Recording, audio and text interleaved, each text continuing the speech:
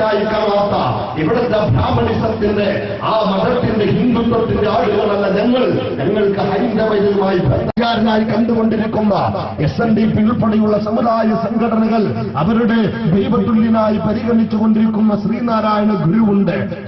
ഹിന്ദുത്വത്തിന്റെ Brahmanism പരിചയപ്പെടുത്തുന്ന ഹൈന്ദവതയുടെ ഭാഗമല്ല. പക്ഷേ അത്തരം ചരിത്ര യാഥാർത്ഥ്യങ്ങൾ ഇവിടുത്തെ തീയ സമുദായത്തിനും ഇവിടുത്തെ ഈഴവ സമുദായത്തിനും പഠിപ്പിക്കരുത് എന്ന ആ ഒരു തിരിച്ചറിവിൽ നിന്നുകൊണ്ട് ചരിത്രത്തെ വികലമാക്കുന്നത് സവർണ ബുദ്ധിക്കോമരങ്ങളും സവർണ ചരിത്രകാരന്മാരും വിജയം പ്രാപിച്ചിട്ടുണ്ട് എന്നതൊരു യാഥാർത്ഥ്യമാണ്. എന്താണ് നമ്മുടെ ശ്രീനാരായണ ഗുരു ഹൈന്ദവനല്ല എന്ന് പറയാൻ കാരണം, അരുവിക്കരയിൽ ആലുവായിൽ എറണാകുളം ജില്ലയുടെ അരുവിക്കരയിൽ അവർണ പ്രതിഷ്ഠ നടത്തി ഈഴവ പ്രതിഷ്ഠ നടത്തിക്കൊണ്ട് ശ്രീനാരായണ ഗുരു പറഞ്ഞു, ഞങ്ങൾ ഇവിടത്തെ ഹൈന്ദവരുടെ ദൈവത്തെയല്ല പ്രതിഷ്ഠിക്കുന്നത്, ഇവിടത്തെ ഈഴവന്റെ ദൈവത്തെയാണ് എന്ന് പറഞ്ഞുകൊണ്ട് അരുവിക്കരയിൽ പ്രതിഷ്ഠ നടത്തി.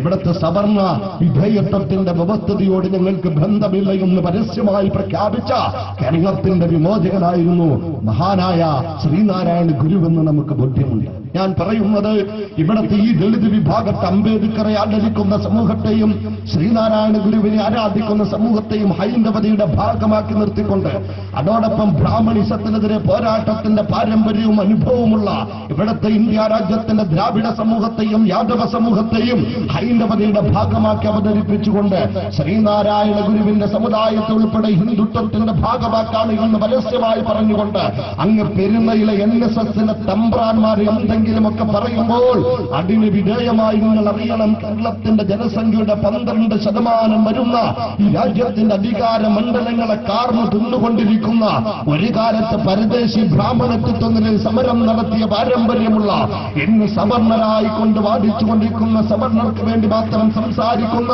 പെരുന്നയിലെ തമ്പ്രാന്മാരുടെ 12% മുന്നിൽ കേരള സംസ്ഥാനത്തിന്റെ ബാക്കിയുള്ളവർ ഊപ്പുകൈകളോടെ നിൽക്കണമെന്ന് പറയുന്ന ജനാധിപത്യത്തിന് നിരക്കാത്ത സ്വഭാവം എങ്ങനെ രൂപപ്പെട്ടു എന്ന് നാം ആലോചിക്കണം. എന്ന് പറയുന്നത് വർഗബോധത്തിന്റെ രാഷ്ട്രീയമാണ്.